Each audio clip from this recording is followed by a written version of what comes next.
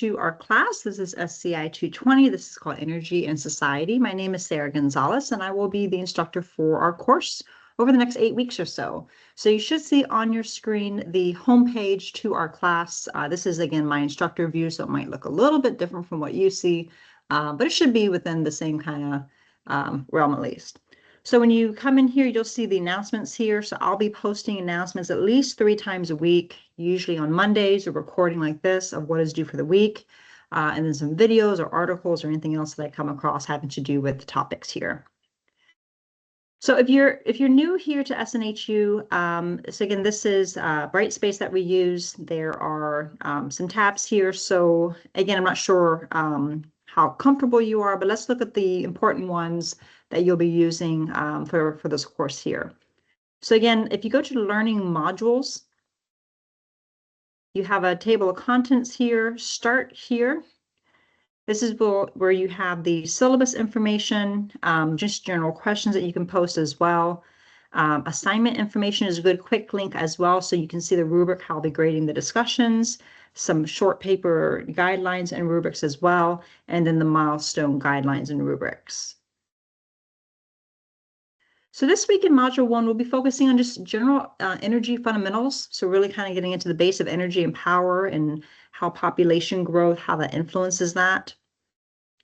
So the introduction and the overview is just kind of an overall general what the expectations are, what you're going to be learning, and then also just kind of an introduction into what the topics are.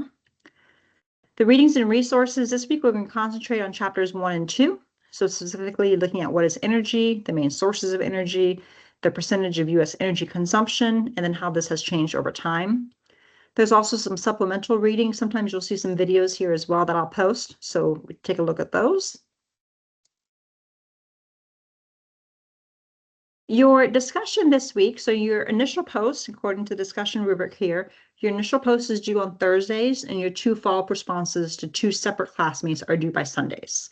So in your initial post, you're going to introduce yourself, where you live, what your degree is, if you're working, where you work, family, pets, interests, anything you're comfortable sharing with the class. And then also share what you know about energy resources and climate issues, and also hopefully what you can gain from what you expect to gain from our course. Then, in your opinion, you're going to talk about how will continued population growth, so as our population continues to grow, how that's going to affect energy production and consumption around the world. What's going to happen to the prices of energy resources, the current ones like coal and then future renewable sources. Are they going to increase, decrease, stay the same as the population energy consumption increases? And then in your responses here, you're going to identify areas that you disagree or agree with their line of thinking. Again, it's okay to agree to disagree as long as you're respectful about it. And then include any questions you have. Also make sure that if your classmates post any questions to address them, and then also cite those sources that you got the information from. You have a journal that's due. So after you read the articles that are in the readings and resources link that I just showed previously, you're going to submit a paper, 1 to 2 pages, that addresses these topics here. So explaining what energy capacity is and efficiency, the impressions that you get from those terms, and also the energy mix. And do you think you will consider the capacity factors of those energy resources? And then also, this is a final project review. So read the final project guidelines and just to kind of get aware of what is going to be due as we move forward. This is a final project that's due in week 7 here, or module 7. And then you're going to have milestones in between. So just kind of review that guideline there.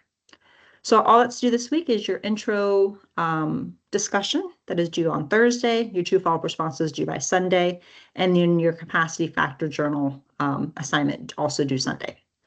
Let me know if you have any questions. I look forward to meeting you all virtually on your discussion board and having a great class together.